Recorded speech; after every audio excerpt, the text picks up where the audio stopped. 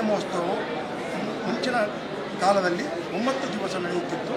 ಈಗ 4 ದಿವಸ ನಡೆದು 5ನೇ ದಿವಸದಲ್ಲಿ ಪಿಲಿಕೋಲ ಎಂಬ ಬಹು ವಿಜೃಂಭಣೆಯ ಒಂದು ನೇಮೋತ್ಸವವು ನಡೆಯುತ್ತದೆ.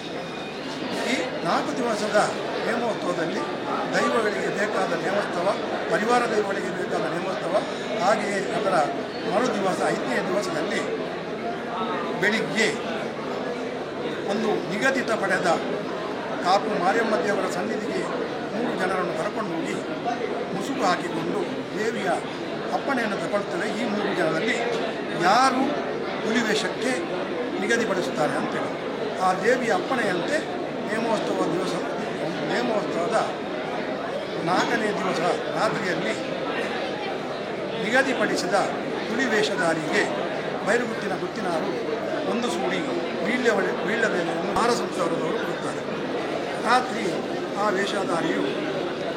ವೇಷಧಾರಿಯು ಪಾಂಡುಶೆಟ್ಟರ ಮನೆಗೆ ಹೋಗಿ ಅಲ್ಲಿ ಜಳಕ ಮಾಡಿಕೊಂಡು ಮುಸುಕು ದಾರಿಯಲ್ಲಿ ಬಂದು ಸ್ಥಳ ಸೇರುತ್ತಾರೆ. ಆಮೇಲೆ ದೇವಸ್ಥಾನದ ಗುಡಿಯ ಒಳಗೆ ಹೋಗಿ ಅಲ್ಲಿ ಚಾಪೆ ಹಾಕಿ ದೀಪ ಹಚ್ಚಿಕೊಂಡು ಮಲಗಿಕೊಂಡಿರುತ್ತಾರೆ. ನಂತರ ಮರುದಿವಸ ಜಳಕಕ್ಕೆ ಹೋಗಿ ಅಲ್ಲಿ ಜಳಕ ಮಾಡಿಕೊಂಡು ಮುಸುಕು ಹಾಕಿಕೊಂಡು 3 ಜನರನ್ನು ದೇವಸ್ಥಾನದಲ್ಲಿ ಕರ್ಕೊಂಡು ಬರುತ್ತಾರೆ. ದೇವಸ್ಥಾನದಲ್ಲಿ ಕರ್ಕೊಂಡು ಬಂದು ಅವರಿಗೆ ಬೈರುಗುತ್ತಿನ ಗುತ್ತಿನಾರು ಒಂದು ದನದ ಕರು ಅಂದರೆ ಮುಂಡು ಅಂತ ಹೇಳ್ತಾರೆ. ಆ ಮುಂಡುವನ್ನು ಬೈರುಗುತ್ತಿನ ಗುತ್ತಿನಾರು ಒಂದು ವೀಳ್ಯದ ಪ್ರಕಾರ ಆ ಮುಂಡುವನ್ನು ಅವರಿಗೆ ಅರ್ಪಿಸ್ತೇವೆ. ಆ ಅರ್ಪಿಸಿದ ನಂತರ ಆ ಹುಲಿವೇಷ ಪಾತ್ರಧಾರಿಯು ಪಂಜರಕ್ಕೆ ಹೋಗಿ ಸೇರಬೇಕು.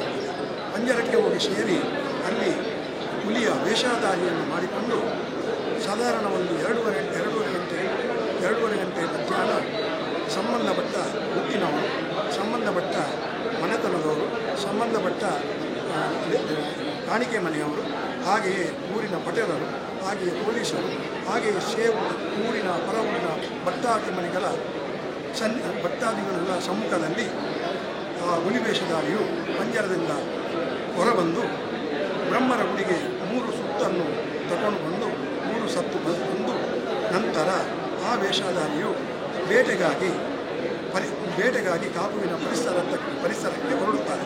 ಆ ಬೇಟೆಯ ಪರಿಸರದಲ್ಲಿ ಬೇಟೆಗೆ ಆಹಾರ ಸಿಕ್ಕಲೇಬೇಕು. ಆಹಾರ ಸಿಕ್ಕದೆ ಹೊರಬರಲಿಕ್ಕೆ ಸ್ವಲ್ಪ ಅಡಚಣೆ.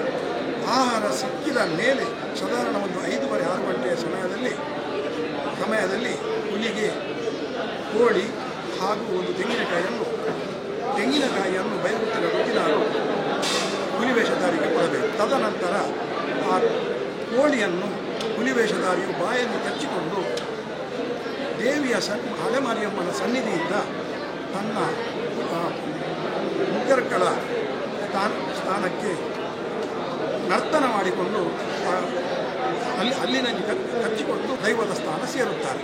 ದೈವದ ಸ್ಥಾನ ಸೇರಿದಾಗ ಅಲ್ಲಿ ಹಲಸಿನ ಹಣ್ಣಿನ ಎಲೆಯನ್ನು ಹಾಕಿ ಒಂದು ಚಾಪೆಯಂತೆ ಮಾಡಿ ಅದರಲ್ಲಿ ಮಲಗಿಸ್ತಾರೆ. ಅದರ ಆಯಾಸ ನೀಗಲು ಮಲಗಿಸಿ ಅದಕ್ಕೆ ಒಂದು 3-4 ಕುಡಪಾನ ನೀರನ್ನು ಹಚ್ಚುತ್ತಾರೆ. ನೀರನ್ನು ಹಚ್ಚಿ ಇದೇ ಒಂದು ರೂಪದಲ್ಲಿ ಈ ಒಂದು ಧಾರ್ಮಿಕದ ದೈವದ ಸೇವೆಯು ಈ ರೀತಿಯಲ್ಲಿ ಮುಕ್ತಾಯವಾಗುತ್ತದೆ.